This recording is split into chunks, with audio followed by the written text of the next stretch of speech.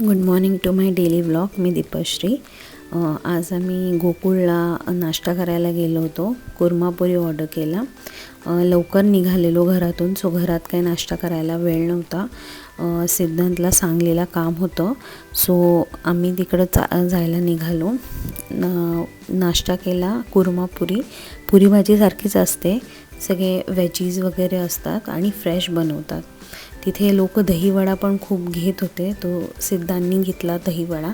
मी काही दहीवडा फॅन नाही आहे, बट मला पण खूप आवडला. खूप स्पॉन्जी आणि फ्रेश होता. दही पण एकदम फ्रेश होतं, सो तो आम्ही एन्जॉय केला. त्यानंतर आम्ही कोल्ड कॉफी पण ऑर्डर केलेली. मला थिक आणि स्ट्रॉंग कोल्ड कॉफी लागते, तशीच होती. मला ती खूप आवडली.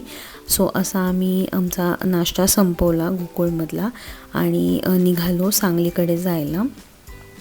सांगलीचा रस्ता जरा खराब आहे, बट आम्ही 1-1.25 तासात पोहोचलो तिथे. नकुल झोपला होता शांत गाडीमध्ये, त्यामुळे आम्ही व्यवस्थित पोहोचलो आणि व्ह्यू पण छान होता. जास्ती ऊन नव्हतं, सो आम्ही ते एन्जॉय करत आमची कार राईड एन्जॉय केली. तिथे पोहोचलो आम्ही.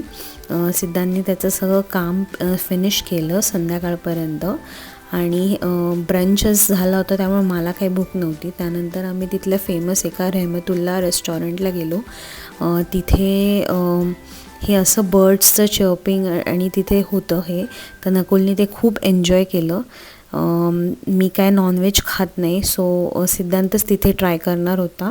त्यांनी ऐकलं होतं की तिथे फेमस आहे तिथलं आणि छान नॉनव्हेज मिळतं. सो हे आम्ही काहीतरी मटन चाप होता स्टार्टर म्हणून, ते त्यांनी खाल्लं आणि एन्जॉय केलं ते, आणि असा संपवला आम्ही आमचा दिवस. थँक्यू.